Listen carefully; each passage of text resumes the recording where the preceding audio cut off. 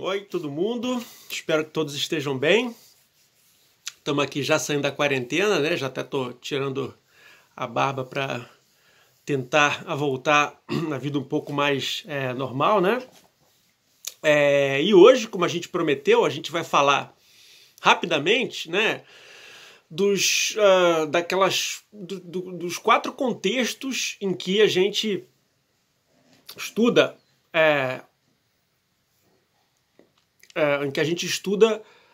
como as ideias econômicas estão inseridas, né? Então, a gente já mencionou, né, no finzinho do último vídeo, né, o contexto social, político, econômico e cultural. Daí mencionamos anteriormente, né, que lá desde o século XVII, como é importante entender que a economia ela nunca está só encastelada lá numa torre de marfim fazendo modelos puros, né, mas ela tem aí um viés político, né, quer dizer, de você implementar certo tipo de político. Então a economia ali auxilia a forma da gente implementar essa ou aquela política, né? E ela faz parte do espaço público também, né? Então o economista não é alguém que está simplesmente encastelado, mas tem esses dois outros interesses, que é de alguma forma participar do debate público e participar do debate de poder, né?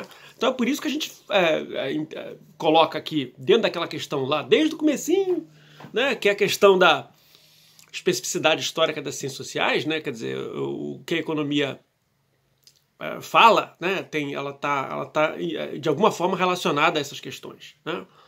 Então, só para dar um exemplo, né, se você está na Dinamarca, né, os economistas de lá provavelmente, né, vão ter um interesse diferenciado de questões, por exemplo, de desigualdade com o economista latino-americano.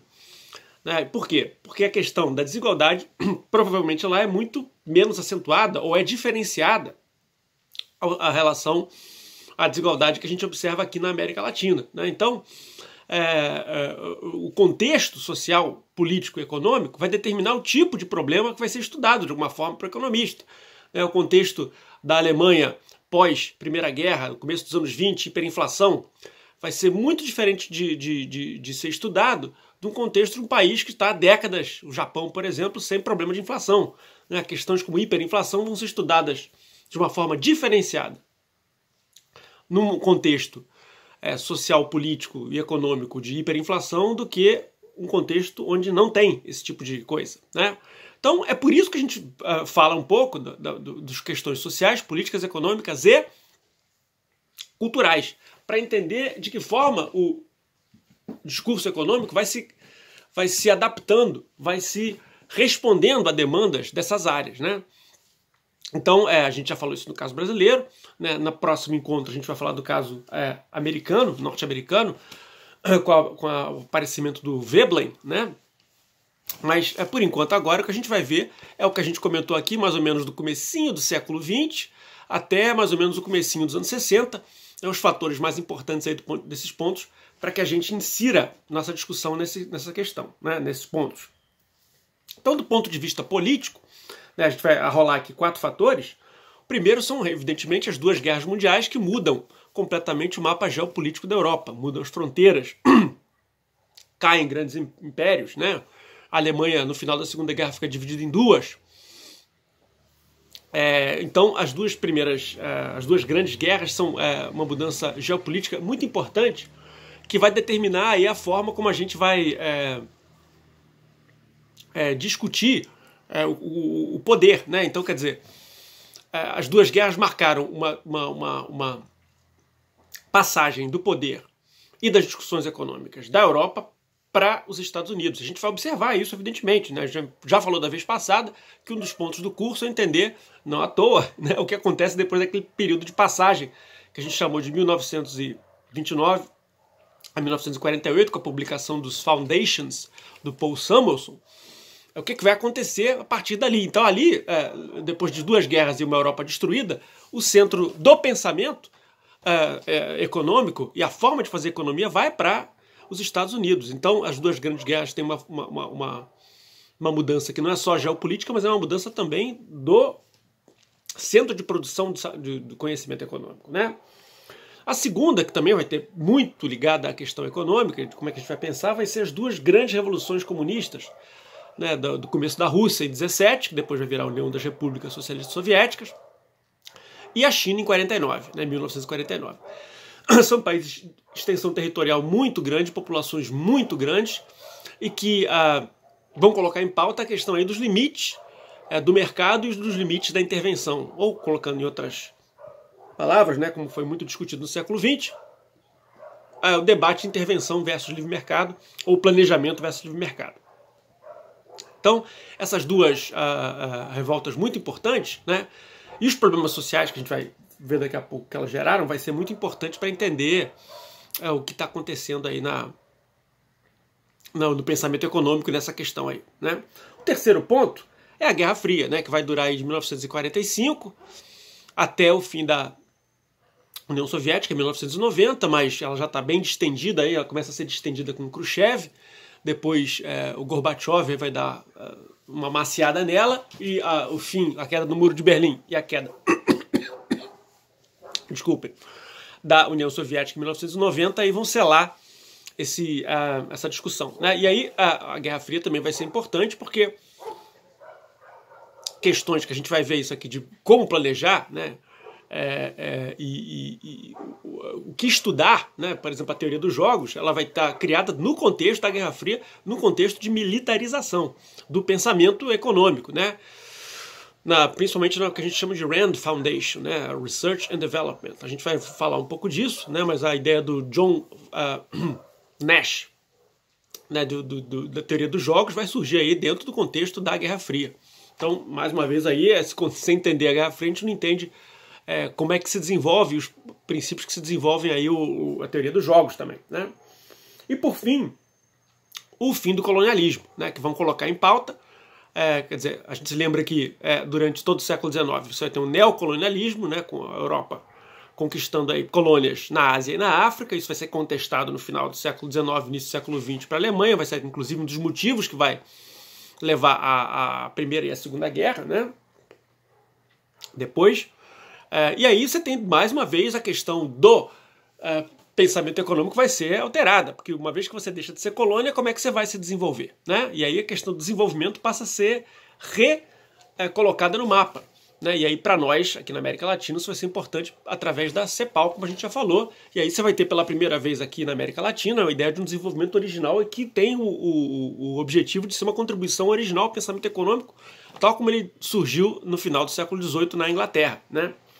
Então é uma questão importante. Então são essas quatro questões, as duas guerras, as revoluções comunistas da China e da União Soviética, o fim das colônias, né, pós-Segunda Guerra, que vai acontecer nos anos 50, 60, 70, etc., né, até o finalzinho do século XX, e a Guerra Fria, né? Então, do ponto de vista social, também a gente vai ter alterações muito importantes, né, 4 delas a gente vai colocar aqui. Né? Primeiro, os novos movimentos sociais, né, que vão surgindo aí. Desde, se a gente for mais rigoroso, né, a ideia do feminismo surge aí já desde o final do século XVIII. Né? Você tem aí os movimentos libertinos no século XVIII, aí você tem a Mary Wollstonecraft também no finalzinho do século. Isso vai ser desenvolvido no século XIX. No século XX você tem o movimento das sufragistas, que defendem o direito a voto das mulheres. E aí, nos anos 20, sufragistas, mas a partir dos anos 50 que a gente vai ter a ideia do feminismo mesmo, e logo depois o movimento negro, dos Estados Unidos, dos direitos civis, e por fim o movimento das etnias, das ex-colônias, né? Os movimentos pós-coloniais e o movimento LGBT de sexualidades alternativas aí, né? São todos movimentos importantes que vão ser caracterizados a partir dos anos 20 e vão até os anos 60, como a gente está tratando aqui, né? Mas a gente não vai entrar muito nisso, evidentemente, porque os efeitos desses movimentos vão surgir só agora, né? Nas décadas seguintes, né? O marco deles vai ser 68, mas isso vai estar já além do que a gente vai falar. O segundo questão, que vai ser uma questão social, vai ser questões relativas ao aumento da população, né? A população aí que era nos anos 20 de mais ou menos 1,6 bilhões de pessoas na Terra, vai aumentar, vai chegar logo a 2, 3, 4 bilhões rapidamente, né? Uma coisa que nunca tinha sido vista, né? Muito relativo também à formação depois da pandemia da gripe espanhola de 1920, né? E depois da formação dos estados de bem-estar social no fim da Segunda Guerra, a revolução médico-higiênico-sanitária, né, que acontece no final da Segunda Guerra, né, e também com a ONU vai ter um departamento especial de saúde e que vai permitir salvar a vida de diversas crianças, né, em países menos desenvolvidos. Isso vai levar aí a uma imensa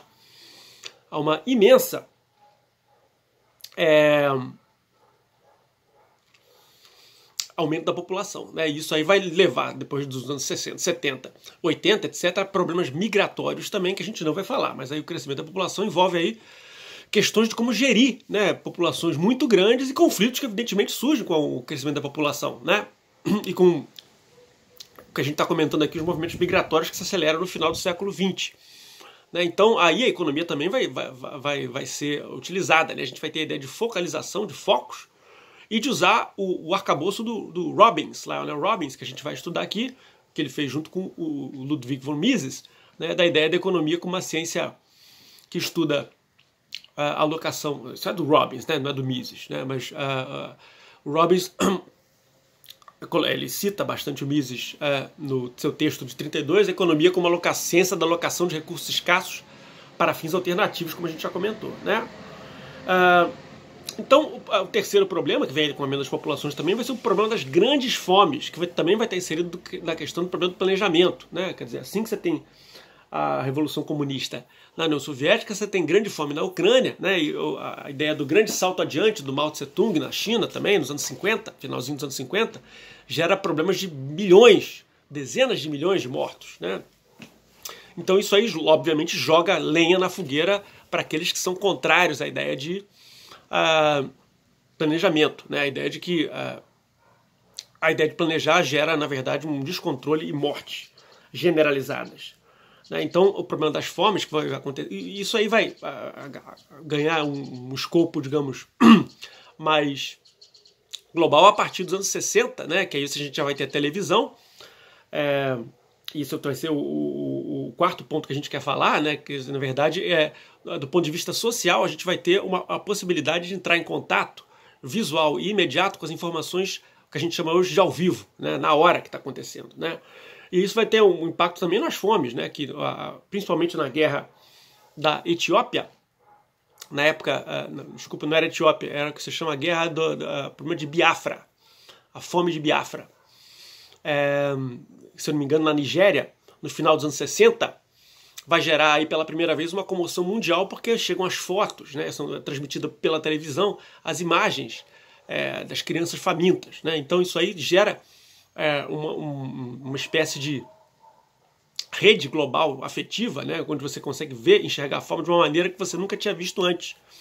Né? E isso aí vocês devem conhecer já os anos 80, né, USA for Africa, né, o movimento lá do Michael Jackson, para We Are the World, aquela história toda. Né? Isso aí vai vingar nos anos 80, mas já surge no final dos anos 60 também, e portanto com a difusão das grandes mídias, né, ao vivo, da televisão, que acontece nos anos 60, e a gente vai falar um pouquinho disso, uma questão social. Né?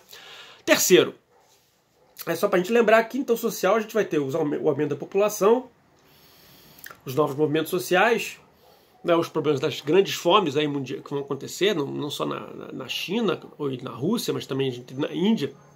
No próprio Brasil a gente teve, né, que o problema nordestino vai ser visível também na década de 60. Né, isso vai ser mais um problema aí quando a gente vai ter o regime de 64 entrando. Né, e aí a gente vai ter, por fim, o desenvolvimento da cultura de massa. Né. Então, do ponto de vista da cultura, já colocando aí o terceiro ponto, né, a cultura de massa evidentemente é uma dessas questões, né, essa questão da homogeneização cultural e das culturas locais. Evidentemente isso aí tem a ver com a questão do universal e o particular que a gente tocou o tempo todo, ficou enchendo o saco na primeira parte do curso. Né? A partir desse momento aí, dos anos, desde que o rádio começa a ser transmitido, né, no começo do século, você vai ter a ideia de a informação chegando diretamente para as pessoas. Isso vai ser difundido pela sociedade como um todo. E aí você vai ter uma ideia de que as culturas todas recebem os mesmos tipos de produtos culturais. Né? Ou os países recebem os mesmos livros. Né? Na economia a gente vê isso acontecendo. Eu já falei aqui do Foundations, que é um primeiro grande best-seller internacional, mas também depois a gente vai ter, hoje em dia, o Monkey, o Varian, etc. Né? Paul Krugman, o livro do Krugman de Economia Internacional, não sei se é esse que ainda é usado. mas é um movimento de homogeneização, né? O problema da especificidade histórica, que foi tão importante para os alemães, aqui vai ficar secundado, colocado em segundo plano, porque a gente vai ter um movimento muito grande de homogeneização. Então, do ponto de vista da cultura, você vai criar uma cultura homogeneizante, né? Por isso que a gente está falando isso do ponto de vista da cultura, né? Mas outros fatores aí que são importantes, você ter duas crises no ponto de vista das ciências, né? Então, quer dizer, aquela ideia da bancarrota da ciência do final do século XIX, que a gente falou um pouquinho, vai continuar no século XX aí, com a ideia de separar o que é discurso científico propriamente dito de discurso não científico. E aí você vai ter o advento do movimento do positivismo lógico, que vai ser muito importante para a economia, na ideia de você fazer uma economia que seja de fato científica, né? E não aquela coisa que no Marshall ainda estava assim. A gente quer fazer ciência, mas você tem as questões sociais todas ali no final do livro, como a gente já comentou, o Marshall coloca que são questões sociais, que são importantes, etc. Então você separar o que é a economia pura, e aí o processo de matematização da economia vai ser importante e está inserido dentro da influência que esse movimento do positivismo lógico vai ter na economia, que a ideia de que a economia tem que ser empírica, né? Isso vai ser também colocado num texto muito importante que a gente vai comentar, do Milton Friedman, um monetarista liberal importante, um texto chamado Metodologia da Economia Positiva, né? Como o próprio nome está dizendo. Então, o próprio positivismo vai entrar em crise depois, né? A gente vai ter aí os teóricos que vão colocar aí em pauta a crise do positivismo, como o Thomas Kuhn, o Henri Lakatos, o Paul Feyerabend. A gente vai falar um pouquinho deles, porque a partir deles vai surgir uma ideia dos estudos sociais da ciência, né? Mas também, isso é outra questão importante, a ideia do pós-modernismo, né? Quer dizer, se a ciência muda com a história, né? Quer dizer, não existe um fundamento fixo, né? Ou não existe a capacidade de uma ciência representar idealmente aquela sociedade através de equações, através de modelos, através de teorias, porque o mundo está sempre mudando, né? Então as teorias também não têm um fundamento. Então você não tem um anti-essencialismo, não tem uma essência fixa lá fora, né, dos fenômenos econômicos, no nosso caso, né? Você não tem uma essência desses fenômenos, é impossível representá-los adequadamente, né? Você pode representar mais ou menos aquilo ali, como é que funciona, e portanto não tem um único fundamento, né? Perceba como isso é diferente do que queriam tanto os economistas ingleses, né, o pessoal da teoria do valor do trabalho, como é diferente dos marginalistas. Tanto os marginalistas quanto o pessoal da teoria do valor do trabalho queria arrumar um fundamento, um que seja no valor do trabalho ou que seja na utilidade marginal, mas tem que ter um fundamento, porque é a partir desse fundamento que a gente faz os modelos, faz teorias, faz equações que podem representar adequadamente a realidade que está lá fora, né? Então isso aqui vai ser colocado em questão, que a gente chama de antirrepresentacionalismo, antifundacionismo, né? Fundacionismo talvez seja uma boa, né? Fundamentos, né?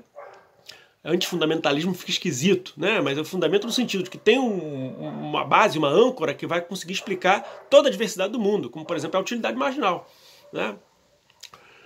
Como é o valor trabalho.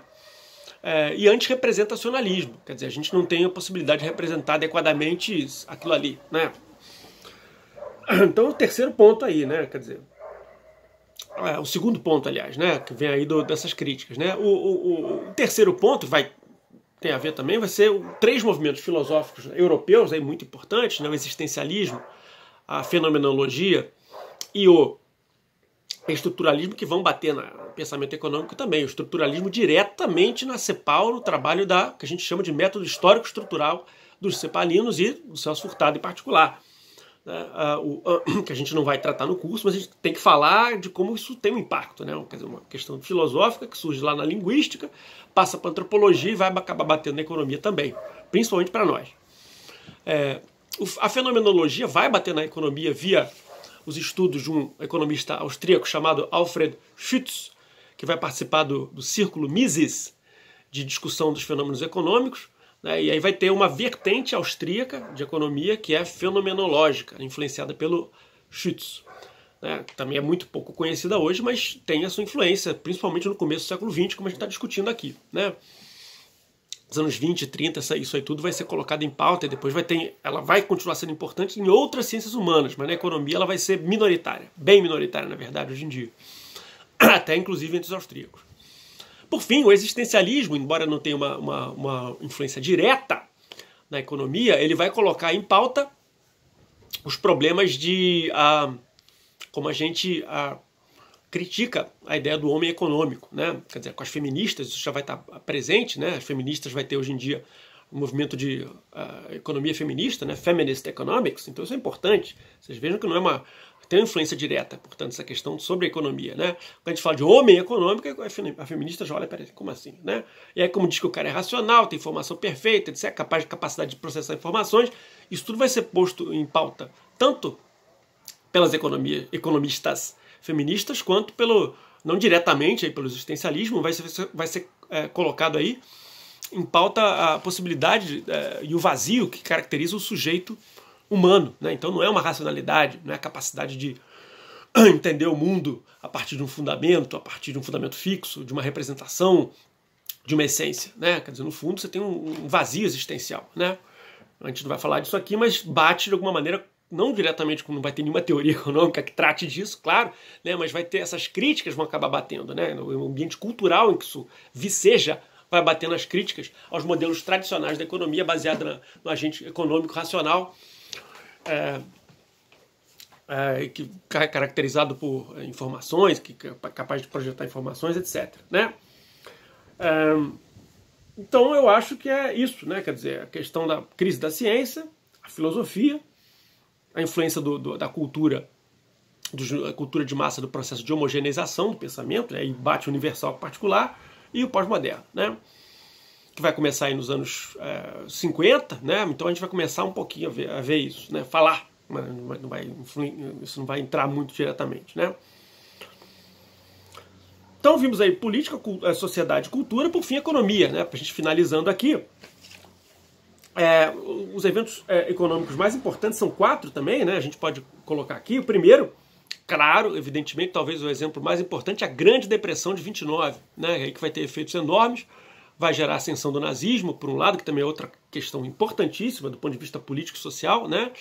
Teve aquele período de 20 anos, mais ou menos, em que o fascismo ascendeu, central também para o século XX. A Grande Depressão, do ponto de vista econômico, é muito importante, porque ela vai gerar para a gente a ideia de que você tem que criar um sistema de contas nacionais unificado, que vai ser criado depois pela Liga das Nações e pela ONU depois, né?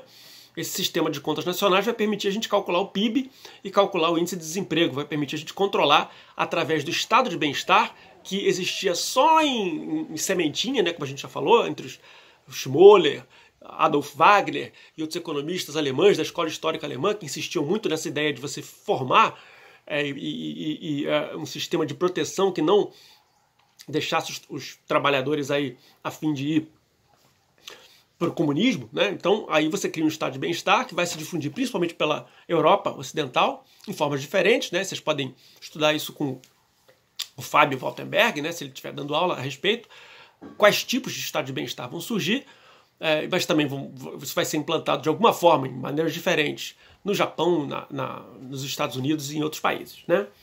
Então, essa questão aí da Grande Depressão e a formação do estado de bem-estar vão ser muito importantes do ponto de vista da economia, né?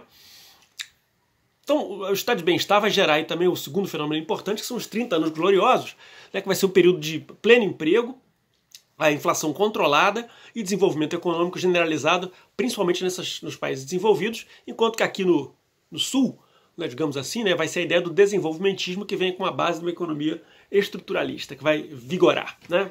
Isso é importante para a gente entender aí como vai crescendo, como se desenvolve a economia. Então vai ser um período de extremo desenvolvimento, aí, período caracterizado, começa os 30 gloriosos, né, são principalmente os franceses que falam, de 45 a 75, então está dentro do nosso curso.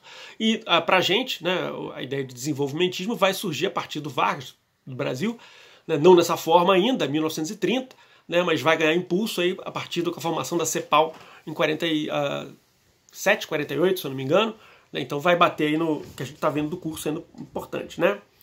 Então, o terceiro ponto que a gente já comentou aqui, não vale a pena ficar batendo em cima, é a questão da briga do planejamento e do livre mercado, né? Isso vai ser uma questão que vai ser colocada o tempo todo e a gente vai falar um ponto específico do curso sobre isso, como a gente já falou isso, né? E por fim, né, através da figura do Hayek, né, um economista muito importante aí do século XX, a passagem que a gente vai ter de uma economia industrial para uma economia de serviços, né, a partir do final da Segunda Guerra, de 45 em diante, né, a economia vai deixar de ser aquilo que a gente chamava de economia do grain and steel, do grão e do aço, para ser uma economia voltada para a promoção de serviços e baseada em informação. Vai ser uma mudança enorme também, vai acontecer, né, e o Hayek evidentemente está tratando disso, né, essas discussões começam na questão do planejamento versus livre mercado, o problema da informação que a gente vai estudar, né, e aí o Hayek vai ter 2 artigos muito importantes sobre isso, né, um de 45 vai ser central, o problema do uso do conhecimento na sociedade, e aí isso aí vai sinalizar de alguma forma questões que vão ser muito presentes para nós pós-68, né, mas que surgem nessa época aí, nos anos 30, 40. Né, onde você está discutindo sobre a possibilidade de até onde a gente pode planejar e até onde a gente pode deixar o mercado funcionar. Né, então, são essas questões aí que vão ser colocadas aí, e a ideia de, a partir de então, de que a economia não é só baseada em coisas materiais, ela obviamente continua baseada em coisas materiais, né, sapatos, cintos, camisetas, janelas, tudo, né, continua material, mas aí a questão da informação, de como que você faz, o conhecimento necessário para fazer o material, como a gente pode fazer isso dessa maneira, vai ser central também. Né? Então, vai ser a 4ª mudança importante que vai ser vista pela gente aí. Né? Então, muito brevemente, vai ser o contexto que vai influenciar, contexto social, político, econômico e cultural, como a gente viu aqui, que vai influenciar o que vai ser pensado na economia. Eu tentei aqui fazer essas pontes todas, né, para a gente já com o que a gente viu no vídeo anterior, os pontos que a gente vai ver, né, os 7 pontos que a gente vai ver. Então esse é o contexto em que as coisas acontecem, e aí na próxima vez a gente já pode ir diretamente para os Estados Unidos, falar um pouco do Veblen, né, e de como o velho institucionalismo surge nos Estados Unidos, né? Aí também no comecinho do século XX, né? Tá? Então a gente vai falar disso da próxima vez. Um abraço para todo mundo.